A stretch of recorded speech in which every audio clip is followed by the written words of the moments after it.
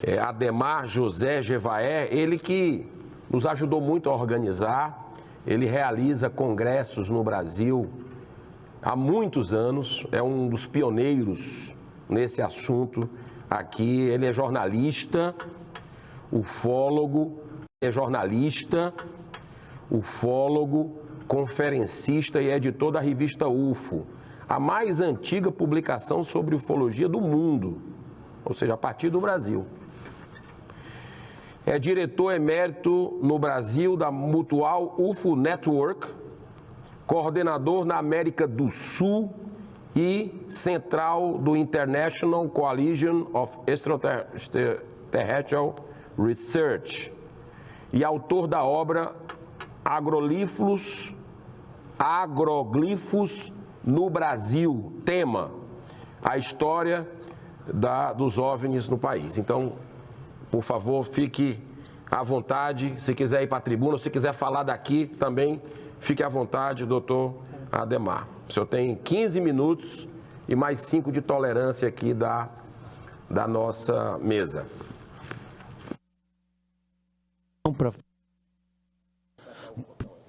Por questões fisionômicas, eu andei quebrando os pés e isso me causa certo desconforto. Eu quero agradecer a vossas excelências, o senador Eduardo Girão e demais senadores que assinaram o protocolo, o pedido, o requerimento, aprovando a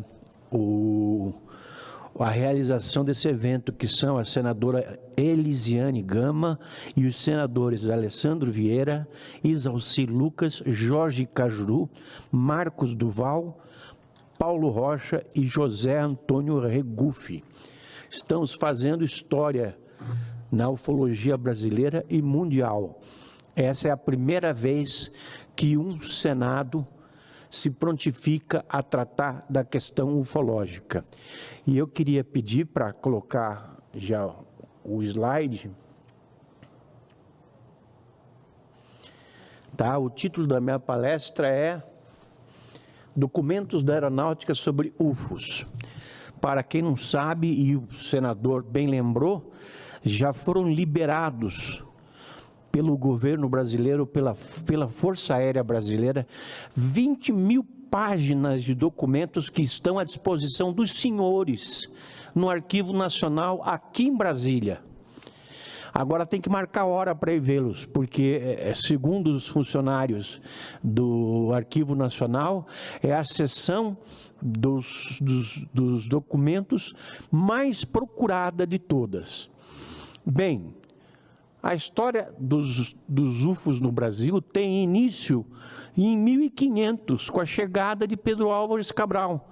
Ele já encontrou índios que descreviam bolas de luzes anômalas que os perseguiam, que eles chamavam de curupiras ou boitatá.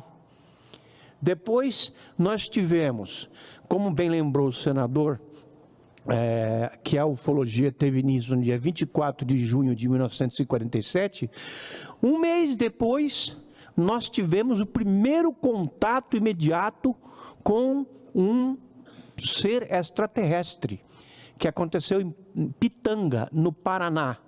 Isso é uma coisa de grande importância. E a primeira abdução, que é a levada de pessoas para dentro da nave, e vocês vão assistir uma palestra de um colega meu, o Tony Najar, sobre esse assunto. A primeira abdução aconteceu no Brasil. Então o Brasil é pioneiro em tudo. Inclusive, nós, em virtude desse pioneirismo, nós iniciamos em 2004 a Comissão Brasileira de Ufólogos e a revista UFO, a campanha UFOs Liberdade de Informação Já.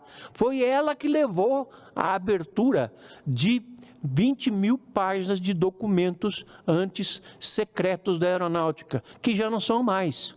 Né? Nós nos aproveitamos para isso da Lei de Liberdade de Informação, a LAI, de 2011, que permitiu que a gente pudesse ter acesso a esse material. E nós não queríamos acesso desse material para nós, ufólogos. Nós queríamos acesso a esse material para a sociedade. É a sociedade que se beneficiou. E os ufólogos são sociedade. Então, nós nos beneficiamos igualmente. Tá? Aí aconteceu que gradualmente foram surgindo documentos, década após década, desde a década de 50 até a década de 2020, nós temos documentos inúmeros, incontáveis, que podem ser escrutinados por qualquer pessoa no Arquivo Nacional. E essa história toda teve início em 1954, como bem tratou o senador Eduardo Girão, quando o coronel João Adil de Oliveira foi aos Estados Unidos para se informar sobre discos voadores e recebeu dos americanos a forte indicação de não deixar esse assunto se proliferar no Brasil, como eles não queriam que se proliferasse nos Estados Unidos. Mas como bom brasileiro, o capitão da aeronáutica veio ao Brasil e declarou que o fenômeno UFO é real, exige atenção e será conduzido com seriedade pelas autoridades brasileiras. Fomos o primeiro país a ter essa responsabilidade. Depois, 2 órgãos foram criados para pesquisar discos voadores. Um é o Sistema de Investigação de Objetos Aéreos Não Identificados, que funciona no 4º Comando Aéreo Regional em São Paulo, e o outro, no 1º Comando Regional de Belém, a Operação Prato, que são importantíssimos e vão ser tratados aqui com alguma propriedade nesse evento. E nós também temos algo que nenhum outro país do mundo teve, que foi a portaria 551G3, assinada por ninguém menos do que o brigadeiro Junichi Saito, que naquela ocasião era comandante da Força Aérea Brasileira, em que ele determina que todos os documentos ufológicos existentes, espalhados pelas unidades da aeronáutica pelo Brasil afora, fossem concentradas no Arquivo Nacional, fossem enviadas para o CONDABRA, aqui em Brasília, o Comando Brasileiro de Comando Brasileiro de Defesa Aeroespacial, e dali fossem enviados para o Arquivo Nacional. Isso está em vigor até agora. Não só militares, mas também civis que relatarem a militares algum avistamento, esse avistamento vai ser conduzido ao CONDABRA e do CONDABRA vai para o Arquivo Nacional. Então imaginem, o número de páginas já deve estar superior a 20 mil, porque toda hora surgem relatos de observações de objetos voadores não identificados no país. Nós, na Comissão Brasileira de Ufólogos, fomos recebidos ineditamente em 2005 no SINDACTA e no CONDABRA, onde pudemos entregar o Manifesto da Ufologia Brasileira para apreciação dos nossos militares. E não só isso, mas também em 2013 nós fomos convidados pelo ministro da Defesa, o então senador, o então Celso Amorim, para comparecermos a Brasília para uma reunião no Ministério de Defesa brasileiro para tratar desse assunto. Isso nunca aconteceu em lugar nenhum do mundo, mas aconteceu no Brasil. Militares convidando ufólogos para visitarem as instalações aonde são guardados os documentos e poder escrutinar esses documentos, que foram liberados a partir de 2007. Isso graças ao esforço, entre outros, de um ufólogo aqui presente, que é o Fernando Aragão Ramalho, está aí, presente, funcionário público da casa, né? E esses documentos foram parar no CONDABRA e no Arquivo Nacional, como já havia falado. Em São Paulo, funcionou desde 1969 até 1972 o 4º Comando Aéreo Regional o Sistema de Investigação de Objetos Aéreos Não Identificados, SIOANI. Observação: nesse mesmo período, nos Estados Unidos, havia o projeto Livro Azul, que tinha o objetivo de ridicularizar testemunhas, de desacreditar ufólogos, de perseguir a ufologia. Enquanto no Brasil, os nossos militares, eles não só aceitavam a colaboração dos ufólogos, como eles enalteciam as testemunhas, respeitando-as na sua integridade. Isso é raro. E alguns desses procedimentos foram determinados pelo coronel Gilberto Zani de Mello, que foi o comandante do Sistema de Objetos Voadores de Investigação de Objetos Aéreos Não Identificados, o SIOANI. O SIOANI tinha uma estrutura que não era exatamente pública e anunciada, mas era uma estrutura que tinha uma transparência. A sociedade podia ter acesso aos documentos, ao organograma, à identificação dos pesquisadores, e publicou 2 boletins que têm informações cruciais sobre o fenômeno UFO em todo o Brasil, inclusive estatísticas e casos pesquisados pelos nossos militares, na mesma maneira como os ufólogos civis fazem. São documentos inúmeros. Ali tem confidencial, isso é importante para a sociedade observar, que isso ficou em sigilo quantos anos? Isso ficou em sigilo durante anos, durante décadas, até que foi liberado. Esse confidencial aí, aquele carimbinho, é porque essa palestra já foi apresentada em outros lugares também. Agora vejam, dentro dos desenhos dos objetos voadores não identificados, nós temos inclusive casos de UFOs pousados com tripulantes do lado de fora. Isso é absolutamente inédito no mundo. Nenhum outro governo disponibilizou documentos dessa maneira. Inclusive, naquela ocasião, não havia câmera fotográfica, em 1969, era raro alguém ter. Então, os pesquisadores do SIOANI, eles registravam as ocorrências relatadas pela população em desenhos, e são desenhos relativamente reveladores, porque eles têm, inclusive, casos de UFOs pousados, casos de UFOs encostados no chão, tripulantes do lado de fora, fazendo contato com seres humanos. Também tivemos a diretriz específica número 4 de 1989, que determinava como registrar discos voadores no Brasil por parte de militares. E isso resultou num dossiê com milhares de páginas que o brigadeiro José Carlos Pereira, já falecido há 2 anos, colocou em sistema digital e determinou a criação de outros documentos que liberem informações sobre UFOs, inclusive isso aí, que é o documento de registro de tráfego hotel.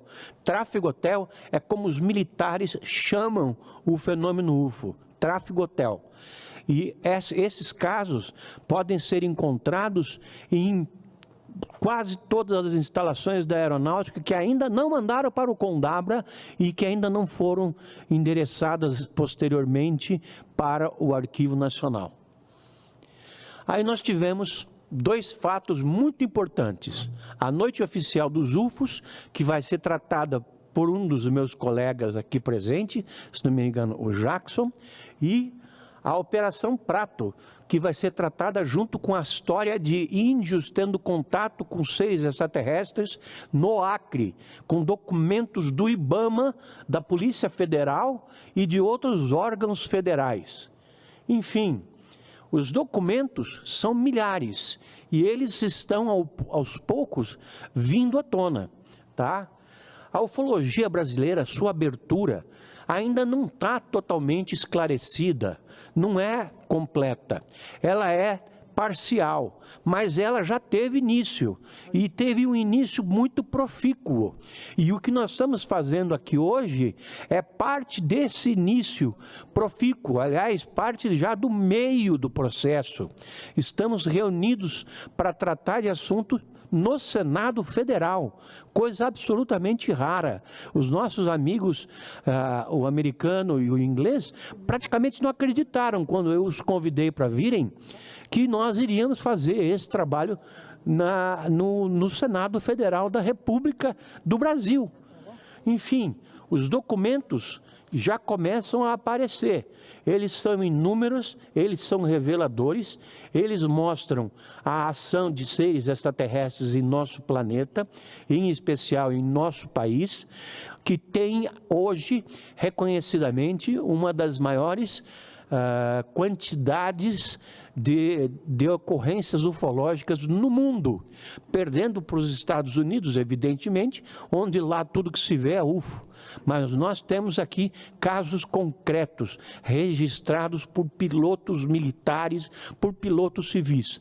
Não passa uma semana sequer em Campo Grande, em Curitiba, onde eu resido, no meu escritório, sem que eu receba uma ligação ou um contato de um piloto civil que teve sua aeronave perseguida ou seguida por objetos voadores não identificados.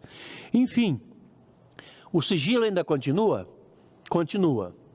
O segredo continua, mas muitas nações já fizeram aberturas parciais sobre o assunto. Inclusive, não sei se vocês conseguem enxergar, em última linha, o Vaticano, que é a instituição que tem a maior quantidade de informações sobre discos voadores, porque está há séculos em todo o mundo com seus missionários. Se alguém na África visse um objeto voador não identificado, ia relatar a quem? Ao pároco local. Se alguém em 1820, no México, visse um objeto voador, visse um ser extraterrestre descer de um objeto voador, ia relatar a quem? Ao pároco local. E a mesma coisa em todo o mundo, na Oceania, na Ásia, na América do Sul.